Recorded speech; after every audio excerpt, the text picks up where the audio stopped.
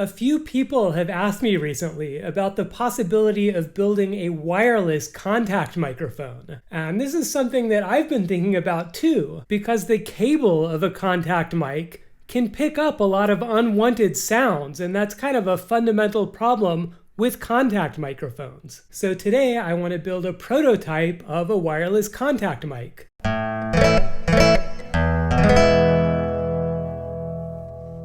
So I got this little Bluetooth audio transmitter chip, and this thing is pretty sweet because you don't need to program it or anything. You can just plug analog audio into it, and it magically converts that to Bluetooth and starts transmitting it. So I'd like to try using this in conjunction with the Metal Marshmallow DIY contact mic preamp. And to start with, this Bluetooth chip isn't really breadboard friendly, and I am way too lazy to try to find the proper adapter for this. So I'm just gonna solder a bunch of little wires on it so I can plug it into the breadboard like this. And then I'll plug my preamp into the breadboard. And I've explained this several times in previous videos, so I'll just plug in a potentiometer and a piezo disc. And so this might be a little hard to see, but here I'm connecting the audio output of the preamp into the audio input of the Bluetooth chip, like so. And this Bluetooth chip actually supports stereo audio. However, for now, I'm just going to use the right channel and leave the left channel unconnected. And then I'm going to connect both chips to the power rails of the breadboard, and I'll connect the power rails to one another. And then I'm going to power this with a small lithium polymer battery. And for those of you playing along at home, this is the circuit that I've built so far. And as soon as I plugged the battery in, this little red light started flashing, so that's probably a good sign. And so yeah, that's it. That's how you build a wireless contact mic. So thanks for watching, and don't forget to check out today's sponsor, Raid Shop. I don't know. Anyway, so this should be transmitting Bluetooth audio now. So let's see if we can receive this on my computer. So here are my Bluetooth devices. Just kidding. My laptop isn't capable of receiving Bluetooth audio. That's kind of surprising and annoying, but I guess it's true. But that's okay because this Bluetooth chip can transmit to another copy of itself, and it also supports USB audio. So I should be able to receive the Bluetooth audio with the second chip and then get it into my computer over USB. So I'll just wire this one up and plug it into a breadboard. And so to convert this from a Bluetooth transmitter into a Bluetooth receiver, I need to put a little blob of solder across this pad here. And then I have this little USB receptacle that I can connect to it. And classic USB just has 4 wires. So there's 5 volts in ground, which I can use to power the Bluetooth chip. And then there are 2 data lines, which actually carry the USB data. So I'll just connect that all up, and then here's a schematic of that. And so just to be clear, what I'm trying to do here is use the chip on the right to transmit Bluetooth audio and use the chip on the left to receive that audio. And then I'll send that audio from the chip into my laptop over USB. So now I just need to plug this into my computer with the requisite USB cable. And when I do that, my operating system recognizes this as a USB audio device. So this all looks good. So in order to use this, now I just need to select this as an audio input. Oh, 0 inputs? What the hell? Oh, man. Okay, so it looks like this isn't going to work. It looks like this chip is not capable of sending USB audio to my computer. It's only capable of receiving USB audio from my computer so that it can then transmit that over Bluetooth. But that's not very helpful because my computer already does that without this chip. But that's okay, this chip also supports analog audio output, and my laptop accepts analog audio input on this stupid TRRS combo plug. And if I'm not mistaken, the one channel of audio input should be on the lowest 2 rings on the plug here. So I guess I can get rid of this USB, or actually I guess I'll still power this chip with USB, but I'll get rid of the data lines. And then I'll plug the audio output of the chip onto this connector. And so here's a schematic of what I've got now. And at some point, these 2 chips started blinking in synchrony. So I guess that means they paired with one another, so that's a good sign. And so now I just need to plug this into my computer's audio input. And as soon as I do that, my operating system recognizes an external microphone. So that's a good sign. So let's open up Reaper and see if any sound is actually coming through.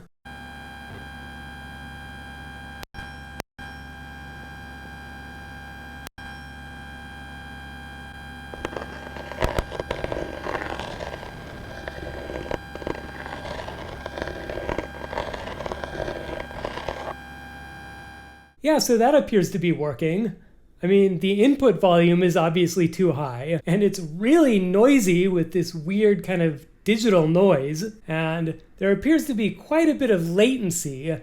In fact, let me set this up a little bit differently so I can measure the latency.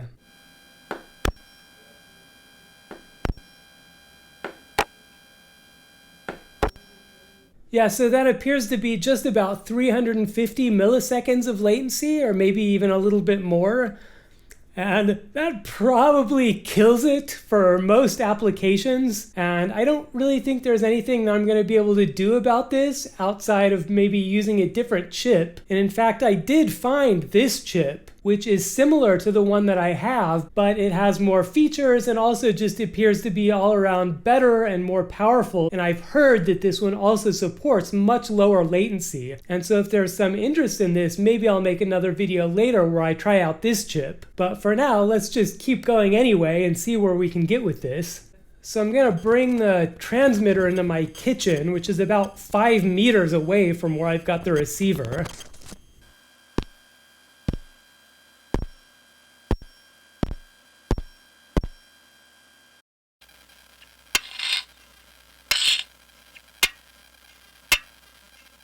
Yeah, so that appears to be working about the same. So clearly I've got to do something about all of this weird digital noise. And I'm going to start by shielding the piezo disc. And I know I've shown this before, but I don't know if I've ever shown best practice for this particular preamp. So I'm going to solder the disc to the 2 inner conductors of a microphone cable. And then I'm going to completely cover both sides of the disc in double-sided tape. And then I'll wrap that whole thing up with aluminum foil. And I don't want the aluminum foil to be touching the disc or the lead wires at all, but I do want it to be making good contact with the cable shield, which is that little nub sticking out to the side of the cable. And then I'm going to put my whole circuit down inside of this metal box, and I'm going to connect the box to the circuit ground. And then on the other side of the cable, I'll connect the 2 inner conductors to P+ and P- on the preamp, and I'll connect the cable shield to ground.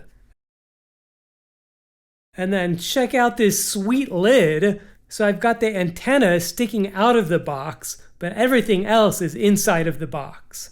So this is what the whole thing looks like now. And I've also changed around the receiver a little bit. I'm still powering it with USB, but now I'm going into my Focusrite audio interface instead of directly into the combo jack on my laptop, because that was causing some problems. And this is now officially the stupidest product that anybody has ever designed. But let's see if it works anyway. So let me stick the piezo disc to something.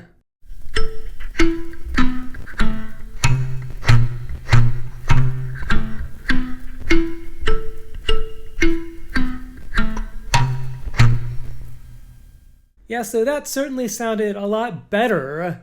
You should know that I fixed the latency in post, but the latency is still an issue in all of the recordings in this video. And if you listen closely, you can still hear quite a bit of that weird digital noise in there. So let's see if we can clean that up a little bit more. So now I'm actually going to follow the instructions in the data sheet. So I'm going to connect analog ground to digital ground with this wire. And I'm also going to put a big old capacitor in here. And then I'm going to disconnect the power rails on the breadboard from one another. And I'm actually going to put a second battery in here. And so now I've got the preamp powered by one battery, and the Bluetooth transmitter powered by a separate battery, and the grounds of the 2 batteries are just connected together by a single wire. So let's try this out again.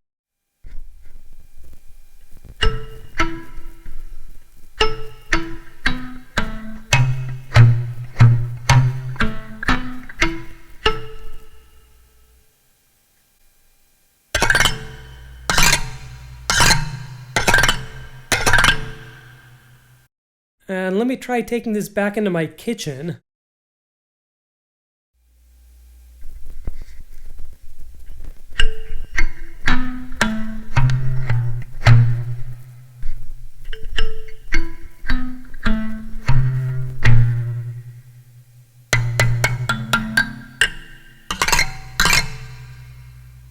Yeah, so that actually sounded a lot better. I'm not dissatisfied with that.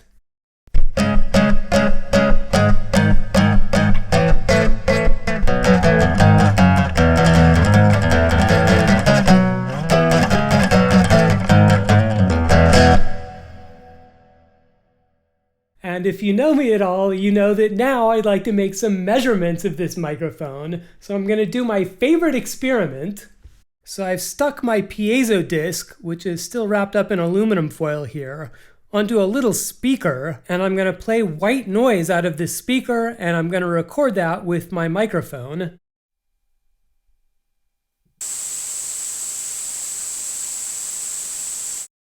And here's what the spectrum of that recording looks like. And so this is amplitude on the y-axis is a function of frequency on the x-axis. And to start out with, I'll point out that I used a higher sample rate than usual. And I did that just so I could show you that I'm not getting any sound above 24 kilohertz. And that's because the Bluetooth modules themselves internally use a sample rate of 48 kilohertz. So they just intrinsically don't deal with frequencies that are any higher than half of that. So now I'm going to repeat that experiment, but instead of playing white noise out of this speaker, I'm just going to play nothing out of this speaker and record a little bit of silence, and that'll give me the noise floor of my setup.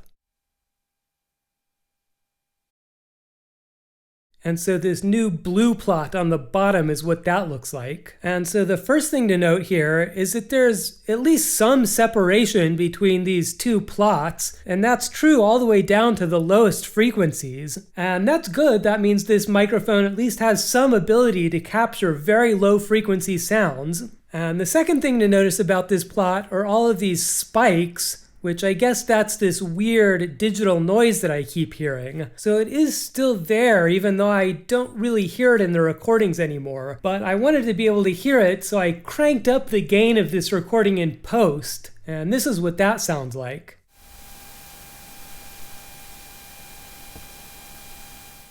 So yeah, I don't know, this is probably as good as I'm gonna get with my janky setup.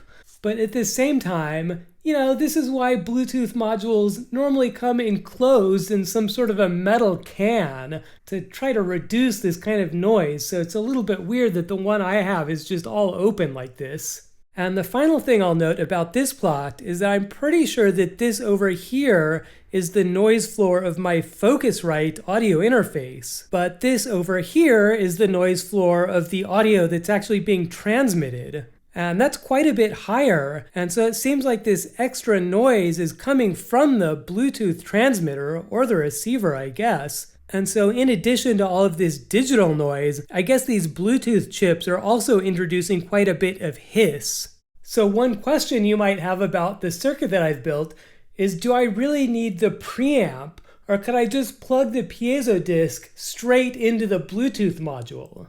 And that's something I can test. So I'm just going to very carefully take the preamp out of here and plug the piezo disc right into the Bluetooth module. And I'm going to repeat my experiment where I play white noise into the piezo disc.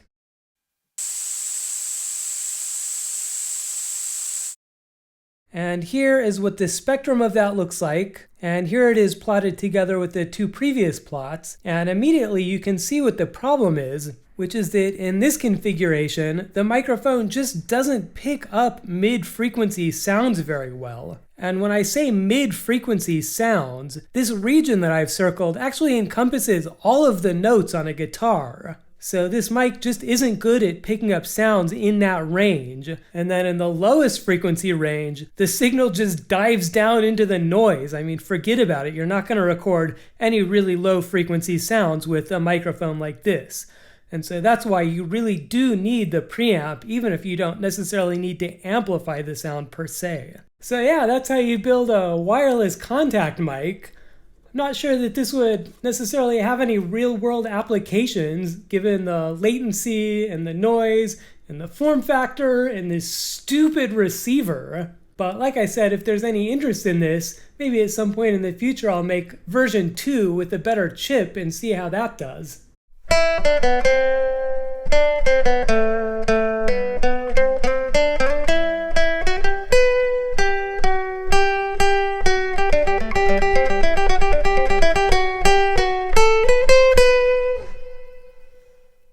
But I guess that's all I have to say about that for now. So thank you so much for watching.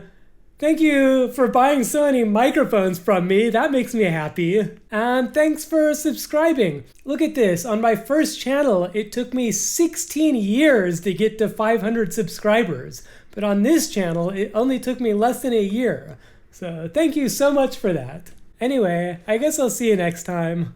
Bye.